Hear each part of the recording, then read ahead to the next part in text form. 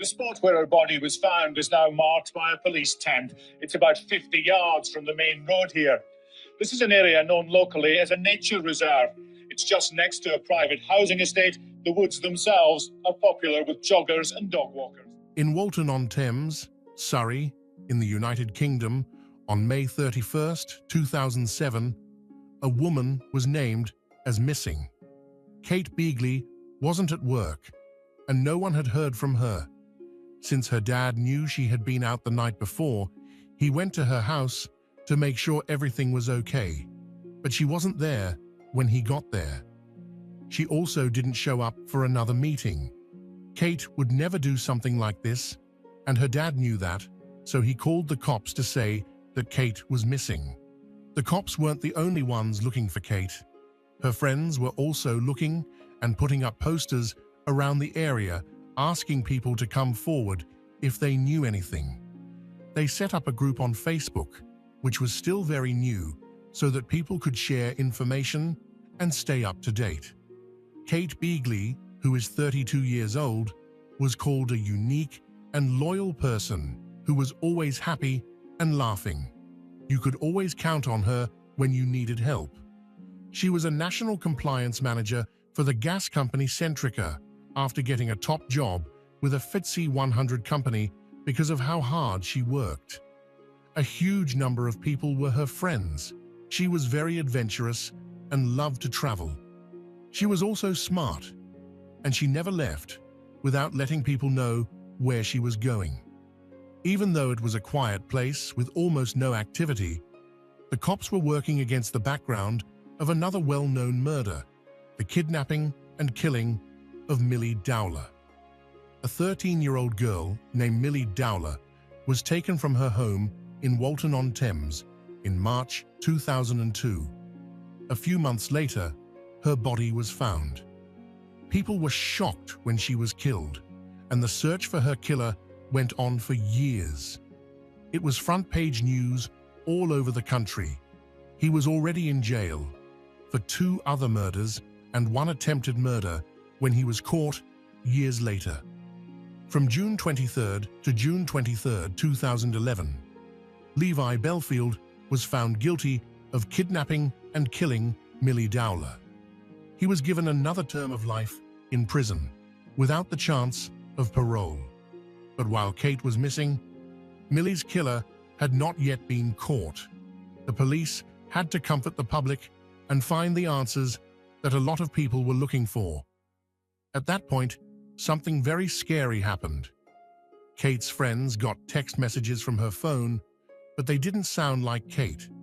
When people write, they all speak and type in ways that are unique to them. It wasn't like that in these texts from Kate's phone. She wouldn't have used those words and sentences. The cops found a second phone in her house when they searched it. The missing persons unit looked at the phone more closely and chose to call some of the numbers on it. One of the numbers belonged to a man she had gone on a date with the day before she was reported missing. Other than the fact that his name was Carl, her friends didn't know much about him. A few weeks ago, they met at a club in central London. She might have gone back to his. Her family said it wasn't likely. Who was this Carl then? Carl Taylor was his name. He had lived in a Covent Garden 1-bedroom house for about 8 years. He had a criminal record, but nothing that should have told anyone was wrong. He was found guilty of getting property by lying in 2002. He tried to kill himself by falling off a bridge that same year, but someone talked him out of it. His mum begged him to get help, and doctors talked to him about it. Texts between the two were found on the phone that was found at her house. They decided to meet up at a certain place.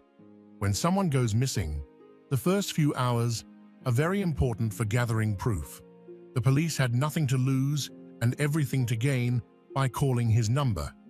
He answered, which surprised me. He said that she had met him and dropped him off at Twickenham. He had left for home on a bus and hadn't seen her since. But there was something wrong with this story. When they called his mother, she said that he had come home early in the morning of May 31st, the day Kate was reported missing, in a new car, a Volkswagen Golf, that she didn't know. It was also being cleaned. What did he say? It was clean for the woman who gave it to him so she could take her kids to school. But this wasn't true. Kate had left her Volkswagen Golf behind, and she wasn't there. Why on earth would he have her car if she had dropped him off and he hadn't seen her again? Furthermore, if there was a completely honest reason, why wouldn't he have shared it right away? After the cops told him what was going on, the investigation into Kate's disappearance showed that he had more of her stuff with him than just her Volkswagen. Also, at 5:45 in the morning, he gave his mother some shopping coupons out of the blue. They weren't his though, they came from Kate's glove box. He also told everyone about his new car and sold what turned out to be Kate's phone to a friend. Following up on the leads, it was discovered that her car had been seen crossing Chiswick Bridge the wrong way just before midnight on the 30th. The driver was said to be acting strangely, and a police officer saw it and checked with the police national computer. It wasn't looking good with each passing hour. Kate had probably done something very bad. This was becoming more and more clear. Carl Taylor was 27 years old and could do martial arts. He also worked as a football coach and a fitness teacher. He was very fit and strong, so it would have been easy for him to beat Kate.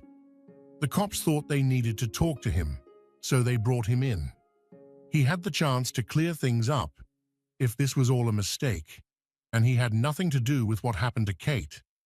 But there was one problem. The man who had answered the phone quickly that morning was now quiet and not talking. It's common for police calls to show no caller ID because the number is hidden, so he probably knew who was trying to call him. So the police tried something different. They used a personal phone to call. It turned out that Carl did answer. He kept telling the same story without giving any more information. 2 cops were going to go up to London to take a statement from him because the answers he was giving them on the phone were not good enough and did not make them feel better. Then he asked if they could meet him at a party that night, at a flat in Holland Park. It was strange. A girl he had just gone on a date with had disappeared, and he was driving around in her car without giving a good reason. He was also acting normally, as if nothing had happened. When the police showed up, they took him to a different room to talk. Even though they talked to him in person, it didn't help calm them down. He still dodged, was unclear, and didn't really answer their questions. As more people showed up, the party became more crowded, and the drinking began. This was not exactly the best place for a police interview. Carl's behavior began to change too. It was clear that he was getting more and more angry, and the police were worried about their safety and well-being. People agreed that he should be arrested and driven back to Walton-on-Thames, but there were still worries about the safety of the police officers. So, police officers from the Metropolitan Police Force were called in case they were needed. Before they got there, the detective sergeant on duty made up a reason to get Carl out of the room and to their car, which they did downstairs. Carl didn't figure it out, so he went downstairs and got in their car. He was then arrested on suspicion of taking Kate Beagley hostage. He was taken back to Walton and put in a cell. The case was then given to the Major Crime Team, which was led by Detective Chief Inspector Mark Preston. It was very important for them to talk to him right away if they wanted to find Kate. His story didn't change though. Since Kate still hadn't been seen or heard from, Carl Taylor was arrested again, this time on suspicion of killing her. He was asked to talk again, but this time he just wouldn't. He always said no comment when asked a question. The judge told the cops to keep him in jail longer and question him more, but he still wouldn't say anything. He wouldn't say why he had her car or why he was seen on CCTV video filling up the petrol tank at a garage. Strangely, he only put in £1 worth of gas. All of this information painted a dark picture, even if it was only a picture. It was time for him to talk and give them something more specific. So he was taken back to his cell to think about all the proof that had been given. He was given another chance to talk to his mother on the phone on Sunday night, and he was scheduled for another interview. Preston Detective Chief Inspector had been awake for more than 24 hours and chose to go home to try to sleep. His phone rang as soon as his head hit the pillow. It was the train stop. Carl Taylor had admitted it. He had not only admitted to killing her, but he was also going to show them where the body was. His story was both cruel and terrifying. It was his goal to get her car that made him attack her. Since she fought back, he stabbed her several times. "She pushed me away," he told the cops. "When she tried to grab me, I stabbed her in the throat. Because she was going for my face, I cut her in the neck over and over again." The cops, on the other hand, didn't get this story. He was much bigger and stronger than her, and he had trained in martial arts. So why did he use a weapon against someone he could have easily beaten? The police didn't believe them. He told the police that he had taken her body to a place near Watford in Hertfordshire. So they called Hertfordshire police and asked them to help. Things were very big when they took him there. As he was still being careful, they had to make sure he was filmed and recorded the whole way down so they wouldn't miss any proof. In addition to making sure everyone else was safe, they had to make sure he couldn't get away. It was already late at night when they started their trip to Watford. Carl was there to help them find their way. But was this just going to be another false lead? He showed them the way to a parking lot at Oxhay Woods, a nearby nature area. You could barely see your hand in front of your face because it was so dark and quiet. Carl got out of the car and pointed the police to a bunch of stinging nettles. The police officer went around the back, avoiding any clear paths that the killer might have taken. That was the end of the case with the lost person. Kate's naked body was found at 3 a.m. that day. The area was quickly blocked off, and crime scene investigators began the very difficult task of finding and gathering evidence. A message from Kate's family, which includes her parents Alan and Clara and her brother Guy, said Kate was a caring, thoughtful, dependable, loyal, and very well-liked daughter, sister, granddaughter, godmother, and friend who loved her family and friends very much. Everyone who knew Kate every day and in every way will miss her. Many people were very upset and left flowers at the crime scene. It said in one message, "I've never met you, but I feel like I've known you my whole life. My thoughts and prayers are with everyone who has been touched by your love and friendship. Without you, the place hurts more." Kate was badly hurt, and the heat had already started breaking her down, so she could not be officially named at first. DNA testing had to be used to find her. Her clothes were taken off, and her body was washed. Carl said that his goal was to cleanse her heart and let the stars shine on her. Nothing else was found besides her body. They looked everywhere, but they couldn't find the murder weapon or any of Kate's things.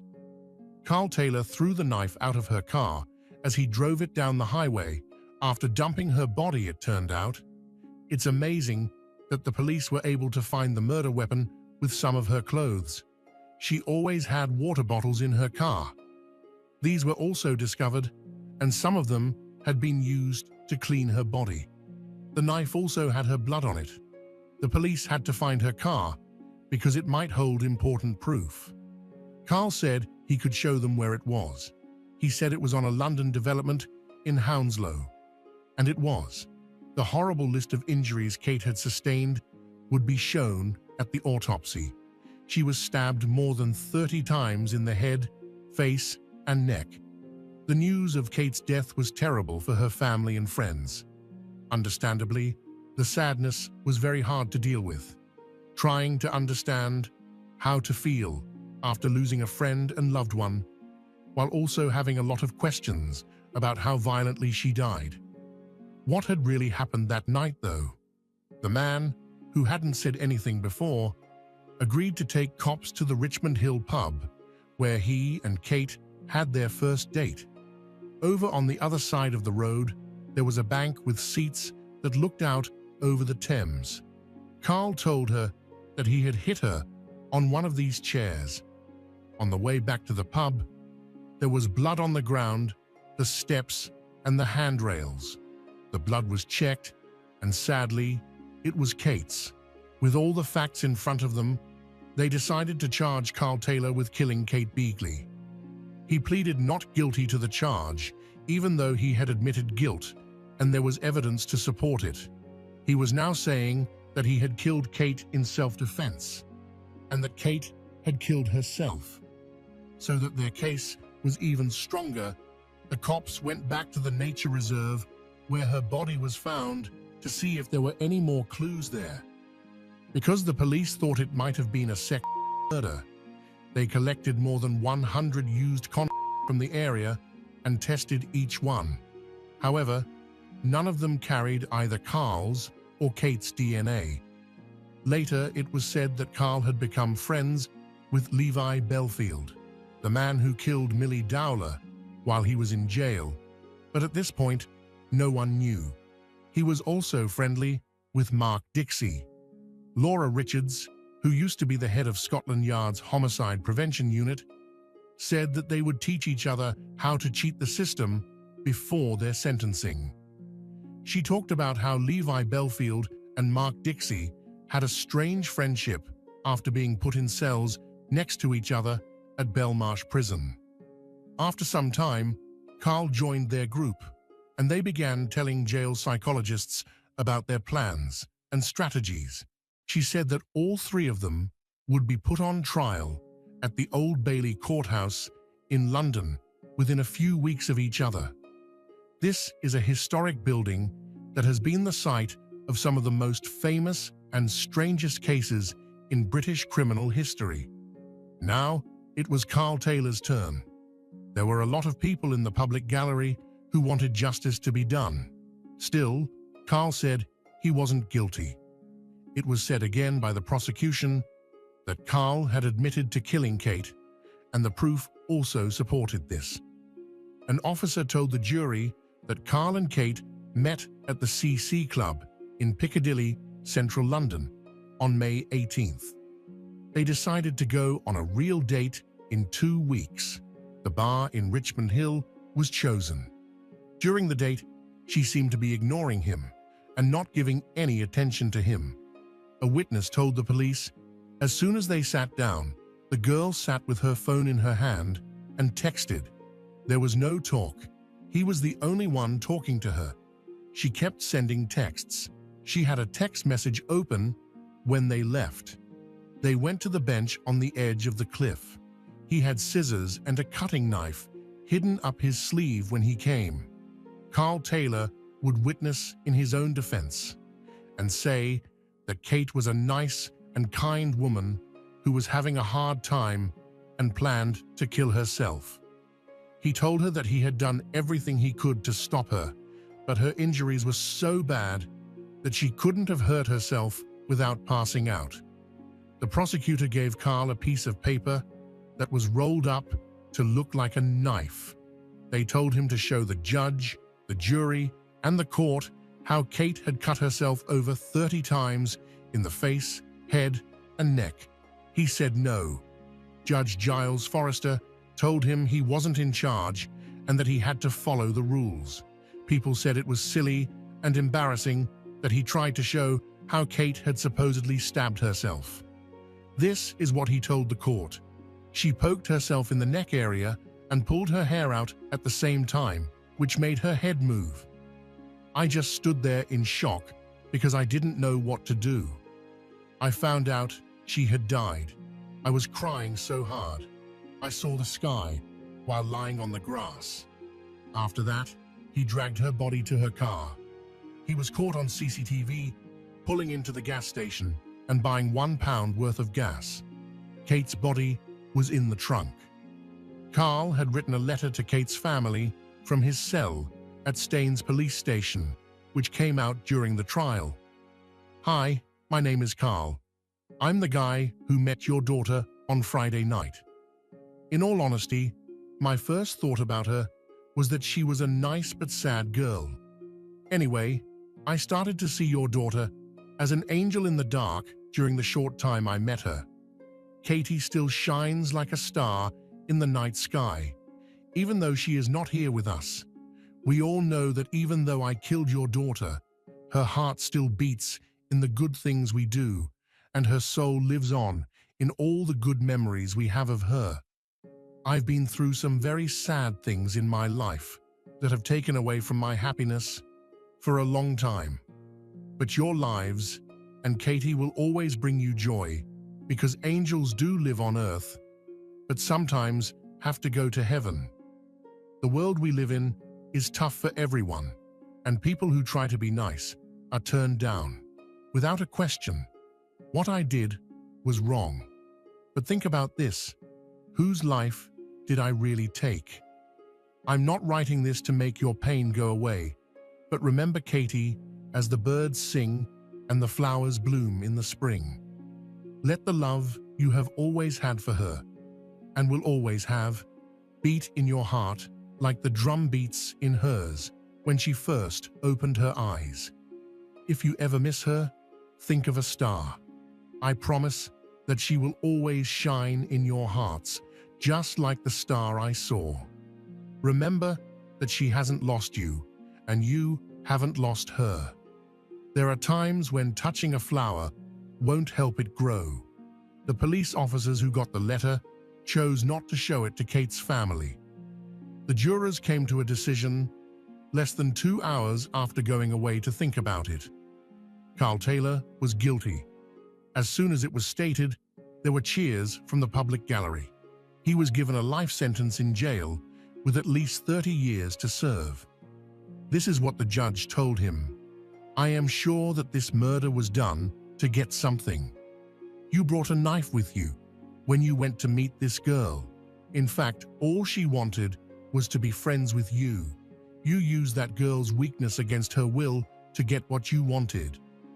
Carl cut him off and said, "Your Honor, I didn't." But Judge Forrester went on, "You planned to use the knife, and you kept it hidden on your person. Once you were done with this horrible act, you took her away and carelessly hid her body." He also said Carl was cocky, dishonest, and very dangerous. Today, flowers mark the spot close to where she died. One message reads, "We miss you, Kate, and wish you were still this side of the rainbow." After Kate was found guilty, her father spoke outside of court. "I speak for us all when I say our lives will never be the same again. Our family has been devastated and life seems empty and meaningless without Kate." As the case came to an end, 7 detectives from Surrey Police and a Metropolitan Police analyst were praised for their hard work. Deputy Chief Constable Craig Denholm said that this difficult investigation involved 3 force areas and multiple scenes. He also said that the fact that the offender was found guilty and given life in prison with a minimum sentence of 30 years was a testament to the officers' excellent teamwork. The violence that Kate Eno experienced in her last moments is the St. A life sentence has been given to Kate's family and friends. As Kate's father Alan said, "I still feel empty and cold, and I will never lose that feeling." Kate was so active and full of life. What must have been going through her mind as she was being brutally killed? The terror and confusion must have been unbearable. This cruel and violent attack has changed the lives of many people forever. My wife can't find relief in anything. She thinks her whole life will be empty. Thanks for sticking with me until the end. If you found this case as intriguing as I did, be sure to like, comment, and subscribe for more true crime stories. Let me know your thoughts and theories down below. Until next time, stay safe, stay sharp, and keep questioning.